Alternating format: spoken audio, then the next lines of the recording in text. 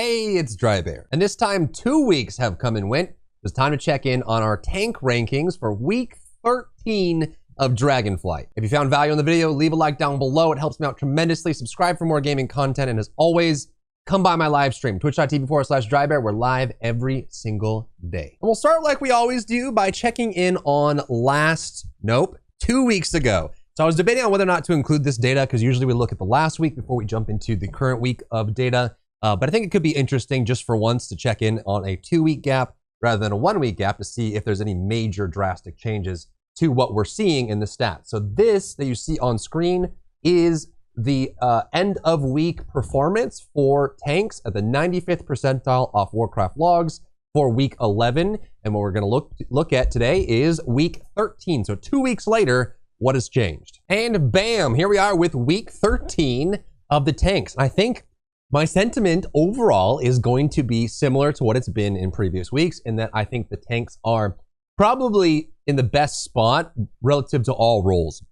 I would even argue that this is an excellent spot for tanks to be in general. I'm sure if you're a Guardian Druid and in some situations like Prot Paladin and Raid, you may want more aspects. I still think there should be some passive benefits to Vengeance in certain situations, but in general, this is very good to look at. Again, that curved line on the right is very smooth. It's never going to be perfectly equal, but in general, not having large deviance between them is super valuable. I think that the tanks are, I would say Dragonflight, they did a good job with the tanks. This isn't like the healers with preservation being way above everyone. It's not like DPS where you have several specs just struggling really hard. In this case, I think the only thing to look at is really just Guardian Druid. And they're not even realistically all that far behind in most content. They're just kind of being the lowest performer across the board in Heroic Raid, Mythic Raid, and Mythic Plus. But again, they're not too far behind. So let's go through the week's numbers here and see where we are. In first place, different from 2 weeks ago, is Brewmaster. We actually saw Blood DK take the first spot 2 weeks ago, and I was curious since Blood DK did get another damage buff in between the last time we checked in on these numbers. I was curious to see if Blood DK were going to just hold that first place slot, but overall, because of the raid performance this week or last week, Brewmaster took the first slot. It's very close, but they were able to take it overall, which is kind of cool. I feel like as you get later and later into the tier, Brewmasters by design are going to be one of your best tanks because as they scale one of the best with gear because the more they can eat damage and scale up their stagger and then utilize it, the stronger they get, and they end up becoming better and better. So you would like to see, if it's towards the end of a tier, Brewmaster like in the top 3 or top 4. Now, during progression, as people are clearing the raids and doing the Mythic Plus on the start of a season, and in the middle, you could argue that several of the tanks can take that slot and they should be fighting for it. But I would argue that this is probably one of the better NK scenarios that as we're ending a tier, Brewmaster should be in the top 3 because it's just the way their character is designed. They do better when they can play around with more damage that they're taking. So they took the top slot in Raid, Mythic Raid, Heroic Raid. They were 4th overall for Mythic Plus, but honestly, all the numbers aside from Guardian were pretty close together. Protection Warrior, Protection Paladin, and Mythic Plus were almost tied. Same thing goes for Blood DK and Brewmaster. Brewmaster just barely losing to Blood DK in Mythic Plus last week. And overall, just, yeah, I mean, this is my favorite graph now of the 3 that we do. We do DPS, healers, and tanks every week. This one's my favorite because it it feels good. And yeah, so there you go. Second place is Blood DK. They only lost second place mainly because of the raid performance from Brewmaster. Brewmaster, in fact, it seems like if you have your raids on farm, bringing a Brewmaster and a Blood DK is your best bet. They're just super good. Now, if you've been watching the MDI, the Mythic Plus International, we're seeing a lot of Protection Warriors. A lot of that just comes down to their toolkit and their ability to deal damage. Their damage output is still one of the best, if not the best. If you time your cooldowns on Protection Warrior properly, your burst, especially in AoE, is bonkers.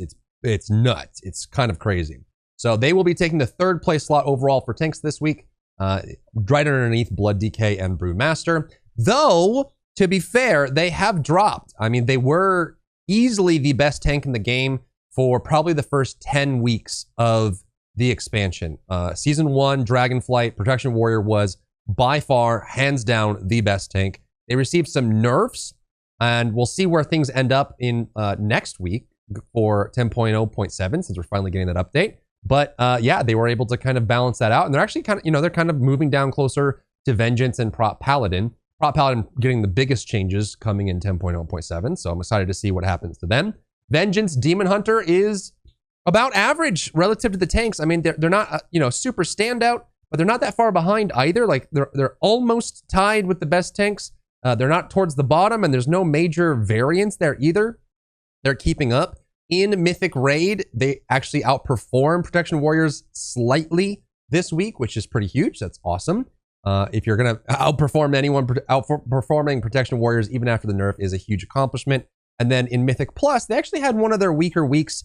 They tend to kind of fluctuate. Vengeance definitely is dependent on the affixes, because there are certain fights that they're not as good at tanking. They rely a lot on their ability to generate fragments and heal off of it. And they also can pull groups with, they have a silent sigil, they have decent AoE, and they have the conditions where they can excel, and they have conditions where they can't.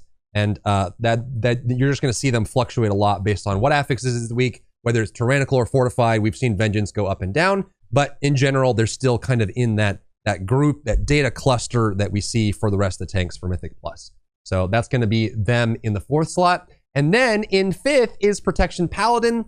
The only reason they're able to keep up, like, data cohort wise, I would say I would lump them with all the other tanks, just because of how good they do in Mythic Plus.